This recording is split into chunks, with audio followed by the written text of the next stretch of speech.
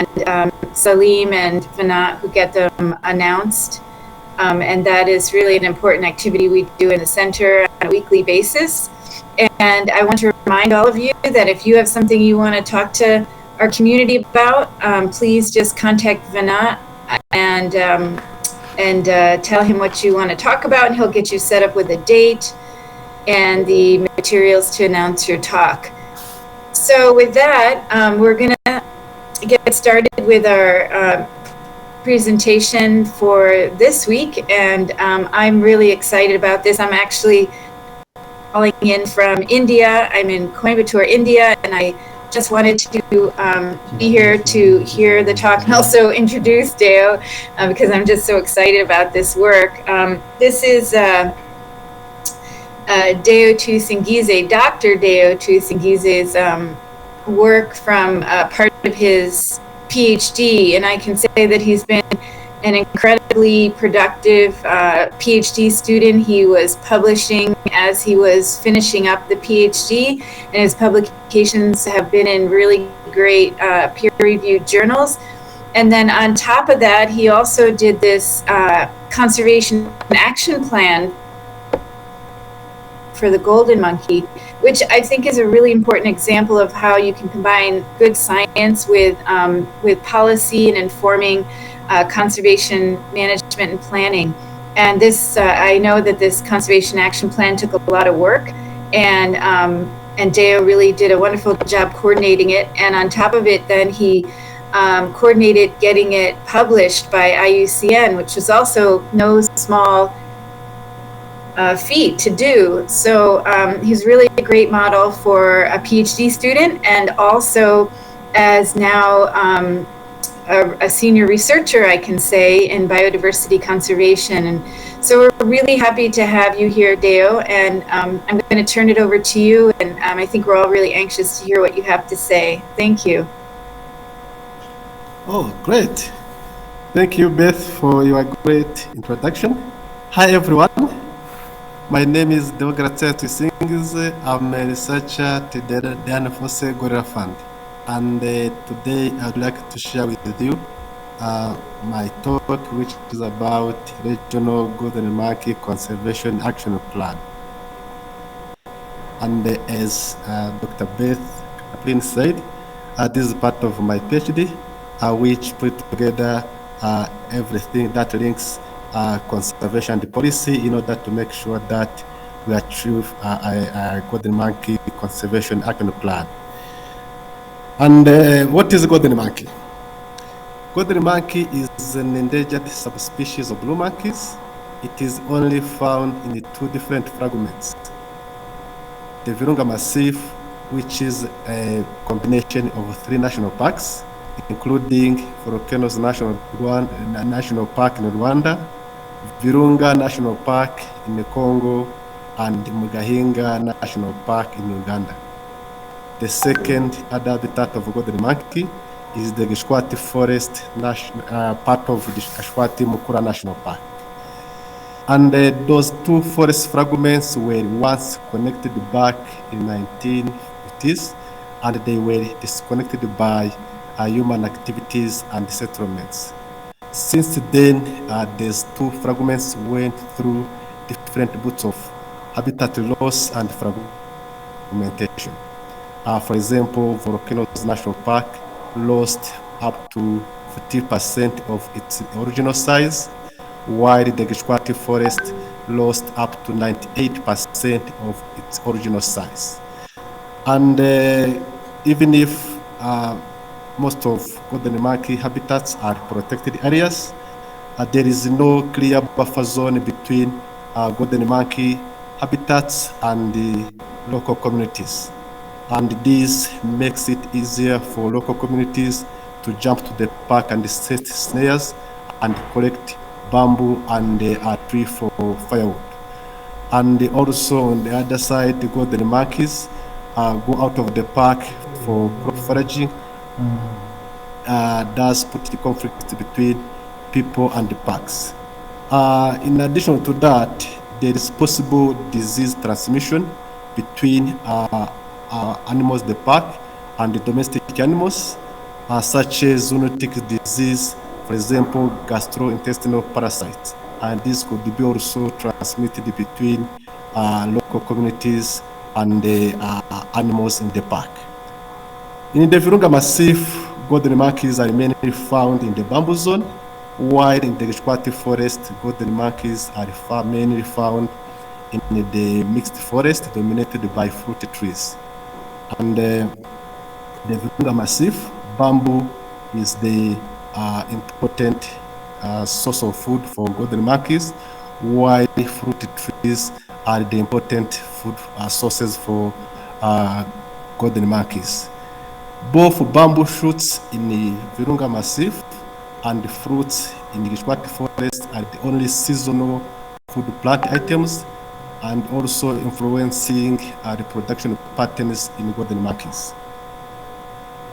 Even if most of golden monkey habitats are under protection, golden monkey population are declining. For example, in Mugahinga National Park, researchers recorded a decline in the golden monkeys by 40% between 1998 and 2003.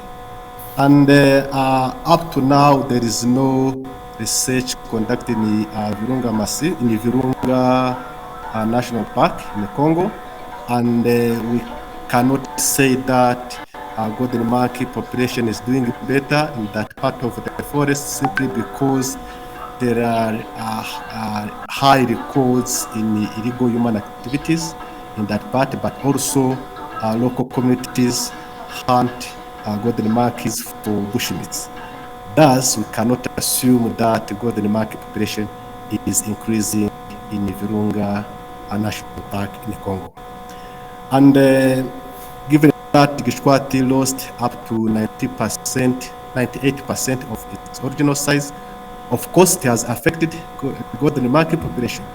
So we cannot assume that golden monkey population is increasing in the Gishwati forest, while the forest has been declined by over 98%.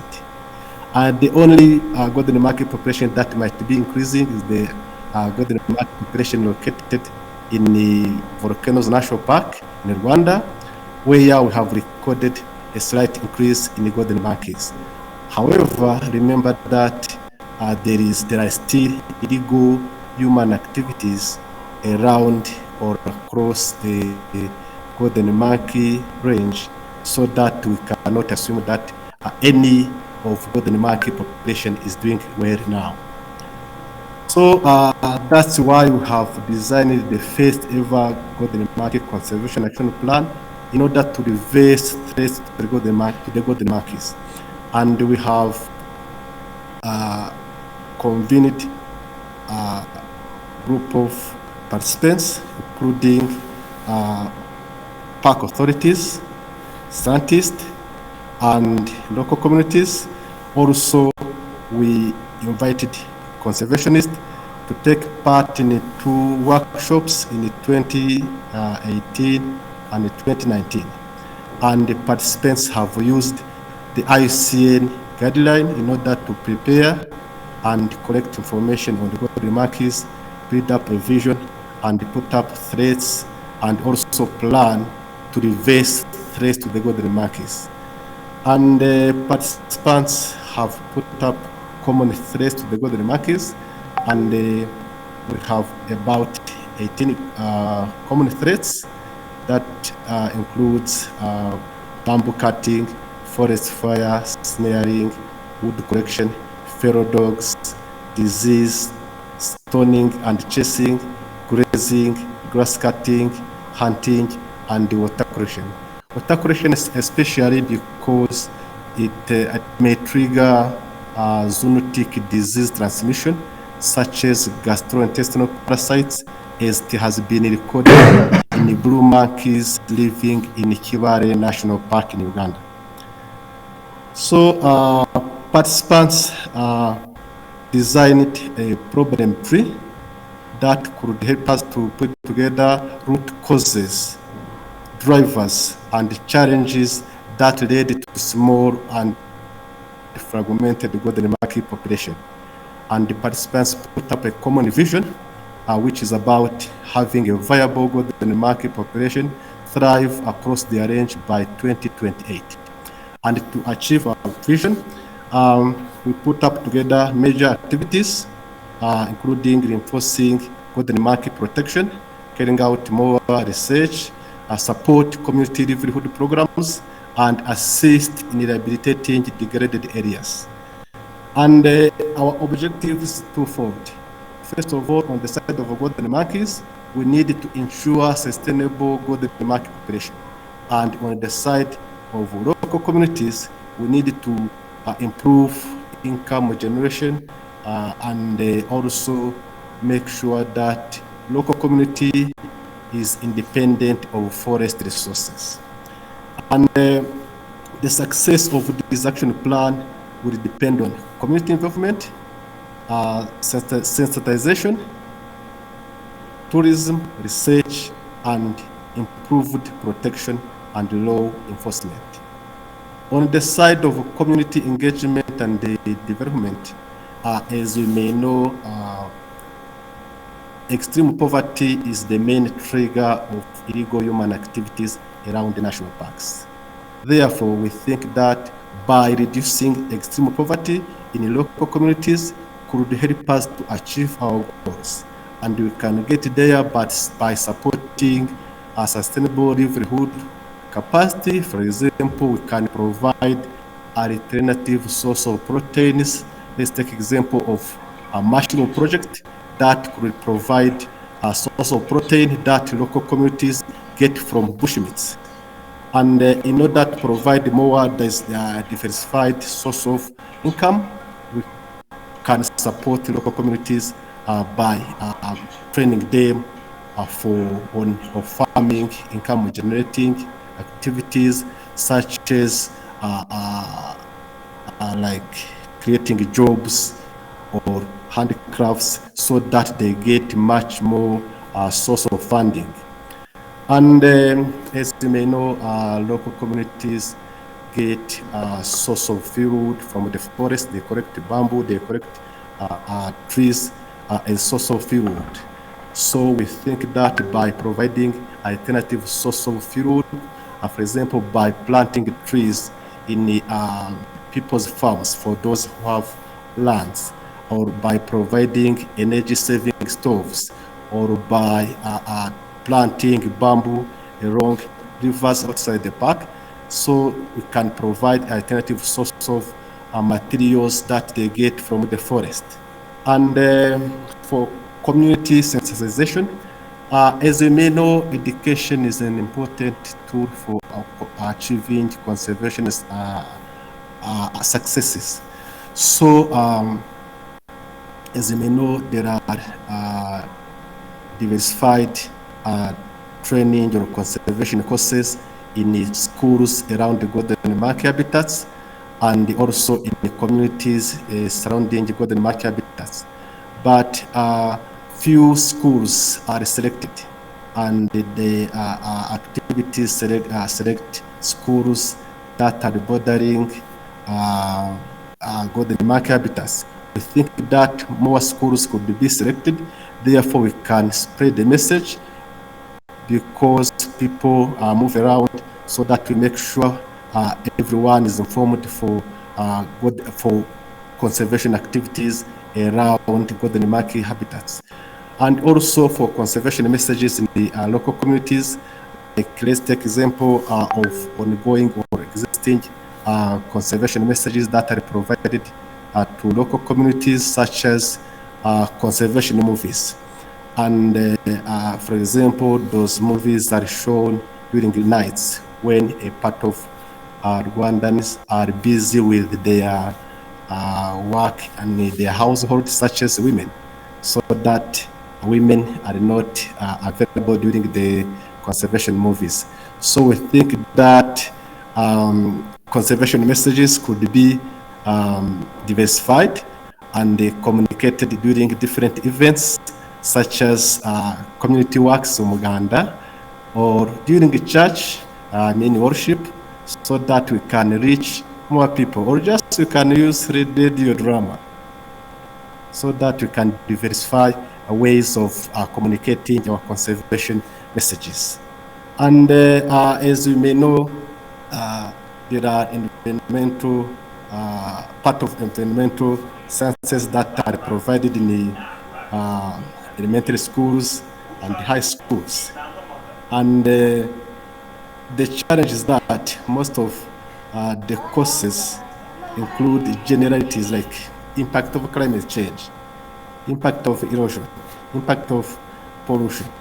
And we think that this course could be reviewed and include more like concrete or just specific information such as importance of conserving golden monkeys, importance of conserving mountain gorillas, importance of conserving national parks in Rwanda, so that we can spread the message in the local communities by targeting local biodiversity, by targeting local conservation activities, by targeting local conservation needs. And therefore, remember that our target is increasing or improving good conservation attitudes. And by talking about improving good conservation attitudes, as you may know, everyone knows gorilla naming ceremony, high-level gorilla naming ceremony. We are thinking about having a similar ceremony, not at the level of gorilla naming ceremony, but at the small, at the local level, like having golden monkey naming ceremony at the local schools in the villages. Then we can have, for example, a group of kids coming together and name golden monkeys, because now we can recognize individual golden monkeys. And remember, this is about raising awareness. This is about improving conservation attitude, good conservation attitude. And maybe this could also help in raising funding that could support local communities, therefore getting more revenues to support them in their livelihood capacity. And as you may know, 10% of revenues from tourism activities is shared with local communities through building public roads, public schools, health centers. Therefore, the money is channeled to at household levels. And we think that this money could be increased. For example, we have more than 200 golden monkey groups in the Virunga National Park, and only less than 4 golden monkey groups are habituated for tourism activities. We think about, for example, increasing number of golden monkey groups habituated for tourism activities to 10, but also to 20. Why not? Therefore, increasing revenues shared with the local communities, and by increasing the number of habituated golden monkeys, we also create jobs for local communities, because tourists need potters. Number of golden monkeys will need more trackers that need to work in those groups, therefore creating more jobs for local communities. And while talking about increasing the number of golden monkeys, number of golden monkey groups habituated for tourism activities, this means developing a guideline that helps us to monitor or just to guide the golden monkey tracking, so that we make sure that we achieve a win-win situation. We don't create an unintended problem while habituating more golden monkey groups. And for research, as you may know, there is a discussion around the golden monkey taxonomy, where one group of scientists recognize the golden monkey as a standalone species. and another group of scientists like ICN recognizes the golden monkey is a subspecies of blue monkeys. So we need a study to confirm whether golden monkey is a species or a subspecies of blue monkeys. And even if you look at the distribution between golden monkey and blue monkeys, you see that there is a distinct distribution. Blue monkeys tend to live in lower elevation levels, while golden monkeys are living in higher elevation levels and even in different habitats. So we are suspecting that the golden monkey may not be a subspecies of blue monkeys, but scientific studies need to prove this. And as I said, up to now there is no study on the golden monkey population in Virunga National Park in Congo. And the latest survey in Mugahinga National Park was conducted 20 years ago, and the latest survey in Volcanoes National Park and in the Gishwati Forest was conducted 5 years ago.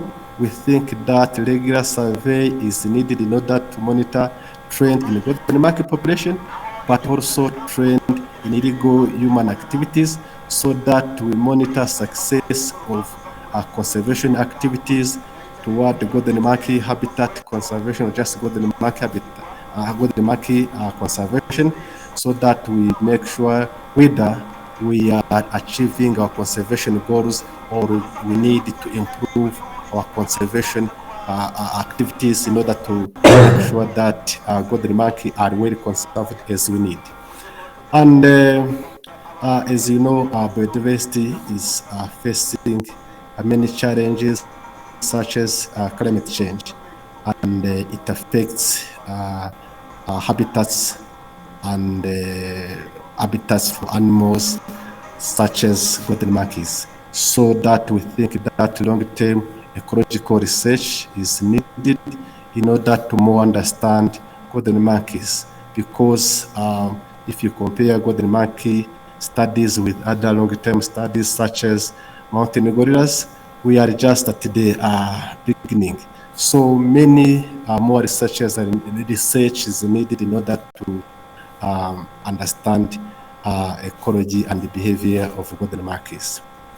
And given that there is interaction between people and the golden monkeys, and there is possible disease transmission between people and golden monkeys, we think that more studies are needed in order to understand disease transmission pathways, so that we prevent some extinction of some species such as the golden monkeys, or just we prevent that this disease transmission could end up in extreme ways. So as we are talking about protection and the law enforcement, and as you may know, golden monkey habitat is still under human pressure. Illegal human activities are still observed in the golden monkey habitat despite conservation measures. And those illegal human activities are persisting because of demand, weak punishment, poor mindset, lack of satisfaction, bad habit, and some people are addicted to free things. So we think that by enforcing protection and laws could improve conservation of golden monkeys. And while talking about the enforcement of laws and protection, we think that the enforcing collaboration between local communities and the park is also needed in a way of improving local people's livelihood, so that local communities reduce their reliance on the park, but also by integrating local people in the daily protection of the park and create jobs for local communities, And all of this could be supplemented by education campaign so that we make sure that local communities are informed and they are aware of ongoing conservation activities, and also they are aware of available resources for them so that they reduce their reliance on the park. And everything that is said so far, if it is implemented as planned, I would think that golden monkeys will not only thrive across the habitats during the next 5 years, but across generation and generation. Thank you. And if you want to read more about this research, here there is a link to this regional golden monkey conservation action plan. And I'd like to thank our donors such as the Gorilla Fund, National Geographic, and the Rewild for funding and providing additional datasets, and for RDB, UWA, and ICCN for availing permits and their staff during the elaboration of this golden monkey action plan.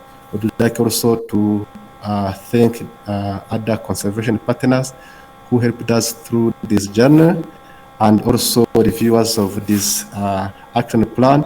And I would like to thank you as well for your attention and for your time. Thank you so much.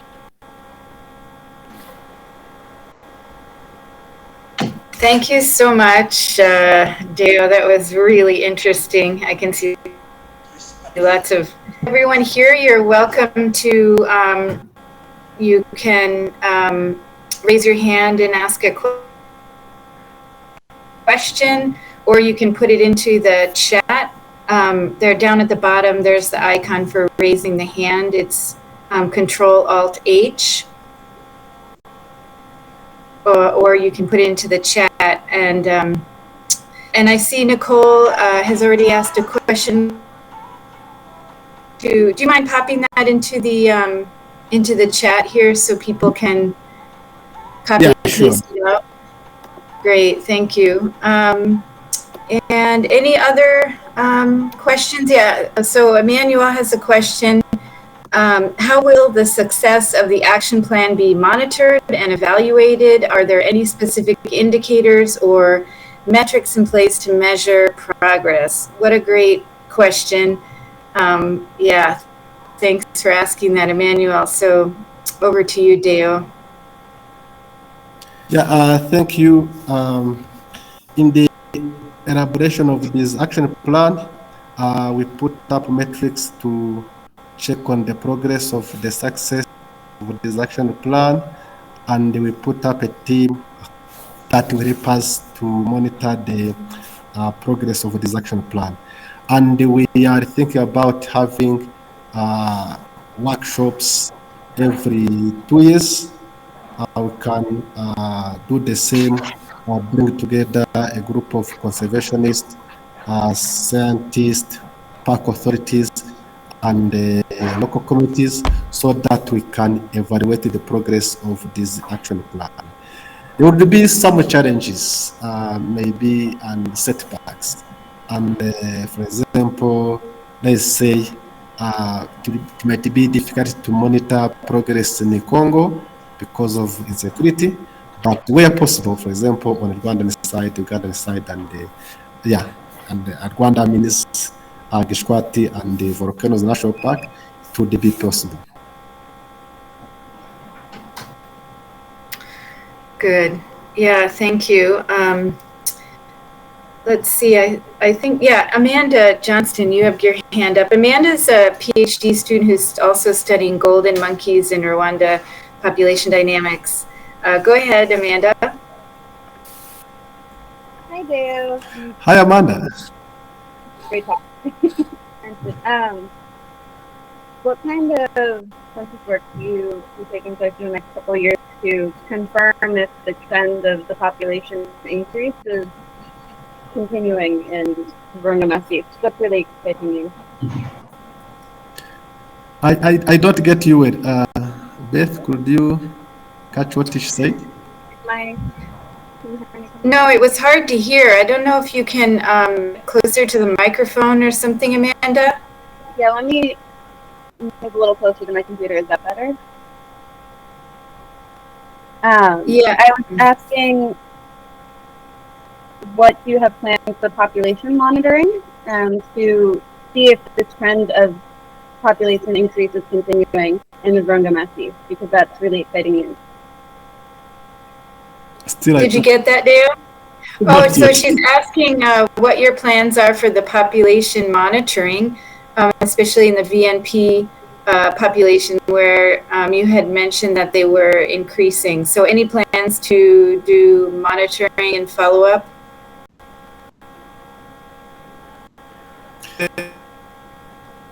NP, we would like to plan for another survey within the next 2 years, if funds is available, so that we could double check whether the population is increasing.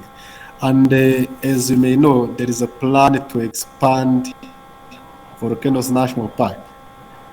We don't know when it will happen, but also after the expansion of Volcanoes National Park, we would like to carry out another survey in order to know whether the golden monkeys is extending its range.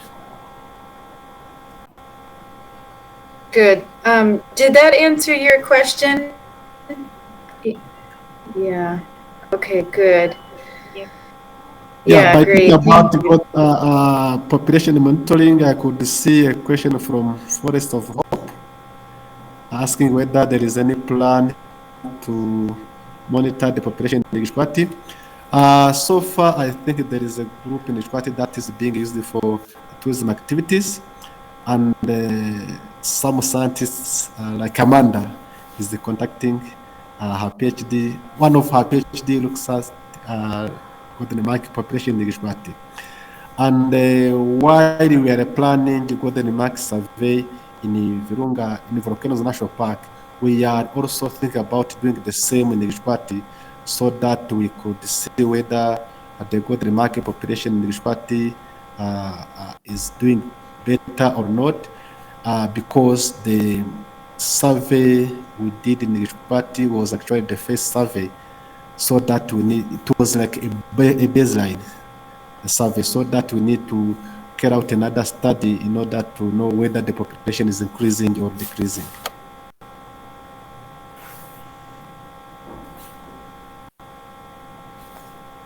So there is also another question from Dushimimana Emmanuel, right?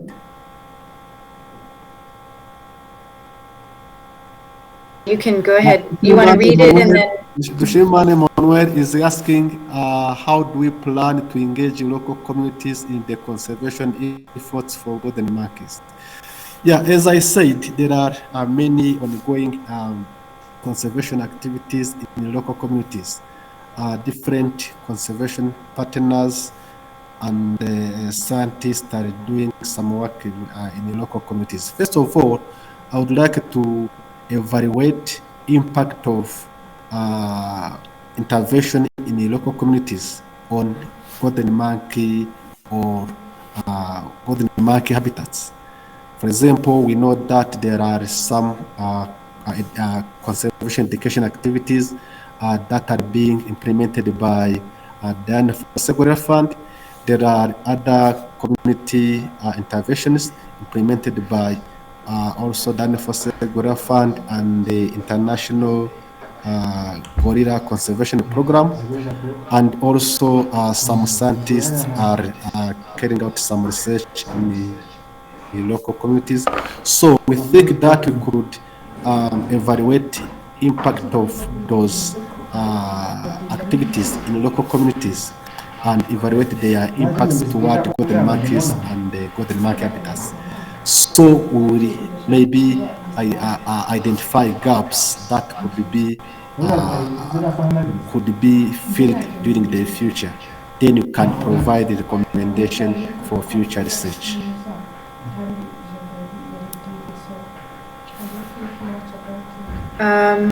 Yeah, there's a question from Michael Renner. Do you want to read that? And it's actually a comment, but you want to comment on that? It was more a comment than a question. Our group did a similar population estimate a couple of years after Dale and came up with a number that's comparable. Our figures showed 211 monkeys. That may be normal variability, or it might be a slightly increasing trend. So it's a little bit additional data. It's nothing definitive or that makes a dramatic change. Yeah, thank you, Michael. Yes, for us, we have estimated around 172 individuals and ranged between 150 and 270, if I remember very well. So your findings in that range. So we think that golden monkey population is doing better by comparing your findings and our findings.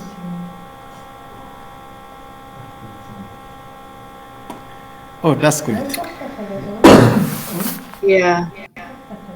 Okay. I don't know. I think there's no other hands up. So just give another. Oh, Ian. Yeah, go ahead, please. I hope you can hear me. I've been having problems with my microphone here. Yes. Can you hear me? Oh, wonderful. Thank you very much indeed. Two things, really. I love the idea of local schools being involved in naming ceremonies. Thank you. I think knowing that a monkey has been named after you or after your favorite master or something like that would be a great motivating factor in gaining your support for conservation. I think it's a wonderful idea. The second thing is concerning the tourism revenues that are currently obtained from viewing the golden monkeys in volcanoes. What is the fate of these revenues? Are they segregated and directed towards golden monkey conservation or not? Thank you, Ian, for your good question. As you may know, golden monkey tourism activity is the second after gorillas. Yes. So while sharing tourism revenue,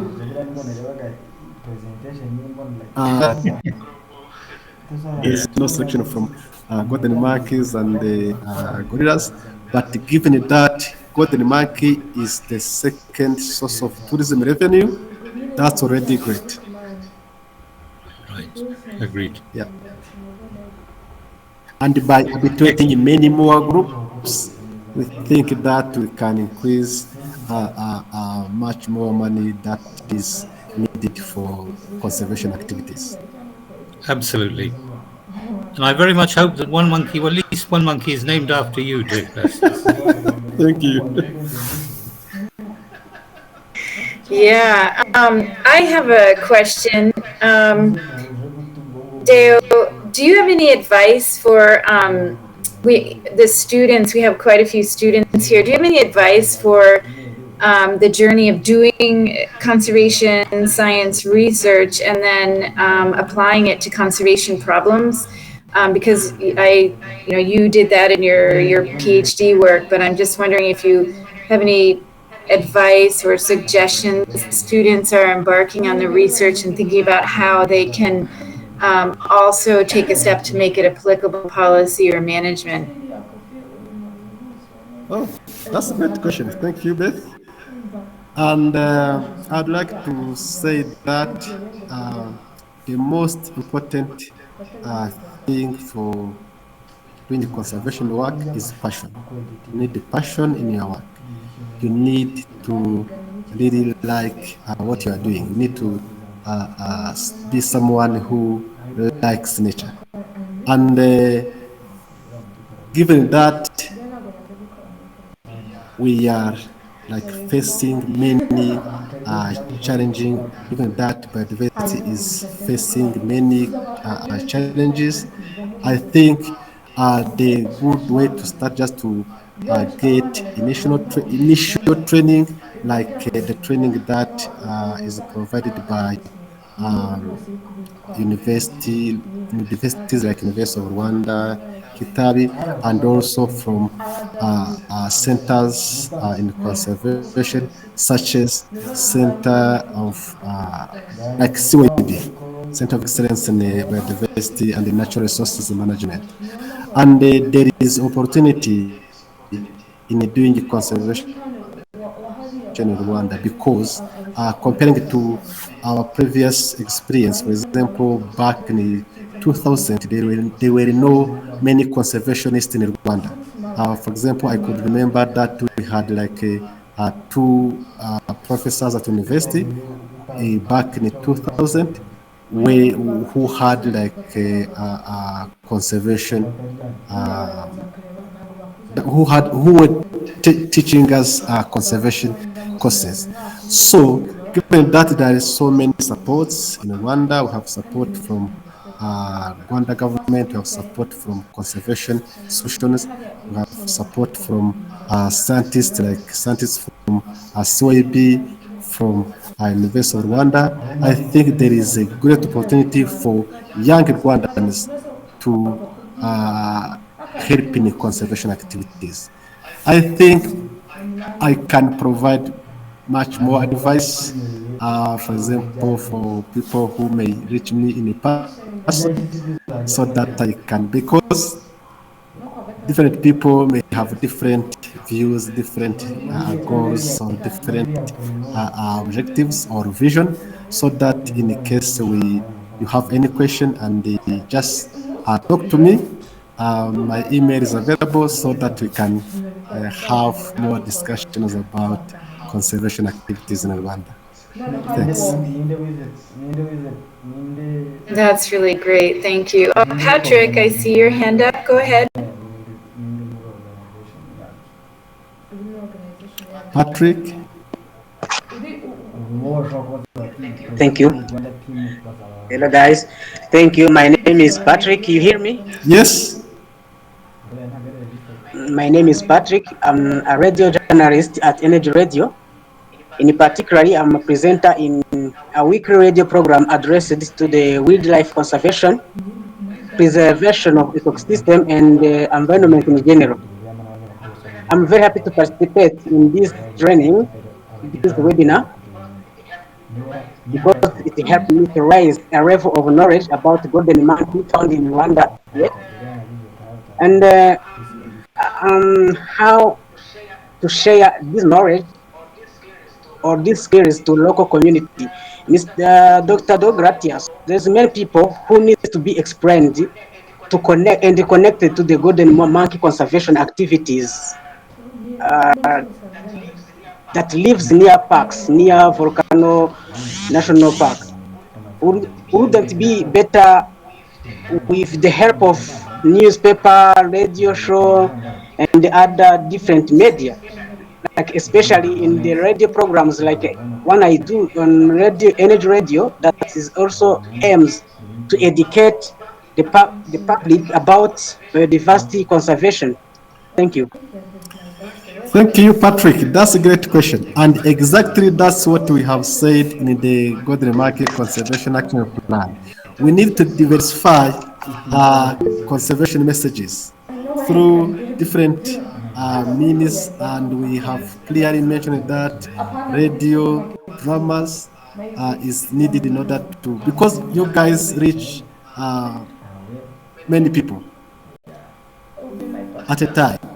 So that we think that by using radio drama, by having like a specific talk about golden monkeys and the golden monkey habitat, interaction between the golden monkey and the local communities, how local communities and the golden monkeys can thrive together.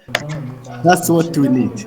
And talking about radio drama, I'd like to, maybe I think you are aware about community conservation programs, either at the RDB, Volcanoes National Park, or at the Dana Fosegurira Fund, amongst other conservation NGOs. I think we are available in case you need to provide. We need us to provide more information, or just we need to work together in order to.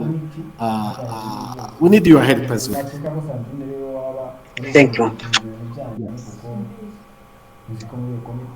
Yeah, it's very exciting to have you here, Patrick, as a journalist, and we hope that you can attend all of the weekly seminars and also invite the other journalists to attend, because it's really exciting for us as scientists and practitioners to have this link with the media and with journalists, and any way that we can collaborate to get this information out is really helpful. So thank you. Let's see, Josue was asking about the link for the report. Oh, And let me. yeah, sorry. Yeah, if you can add that in to the chat. Thanks for reminding us, Josue. I don't know if anybody has any last questions or comments. We can. So, Oh, here's good. the link. Great. Thanks, Deo. Yeah, just repetition. Yeah. Just one link. Yeah, just one. Yeah. Good. Thanks, Nicole. Those are nice comments for Deo. Make sure you see those nice compliments you got in the chat, Deo. So if there's no other comments or questions, I just want to thank everybody again for attending today. And thanks so much, Deo, for taking your time to come and talk to everybody in this weekly seminar. And I just want to remind everybody, if you have something you want to talk to our group about, please get in touch with Venanzi Baza and he'll get you set up. We love having people talk about things they're thinking about, research they've already done or they're planning, or a conservation topic, discussions. It's always welcome. So everybody have a great day, and we'll see you next week for the next seminar. Thank you. Thank you so much. Thank you, Deo. Yeah, bye-bye. Stay warm. Oh, somebody's asking for your email address. Maybe you can pop it into the chat. Yeah, for sure. All right. And if you are coming to the ICCB, I'll provide this talk as well.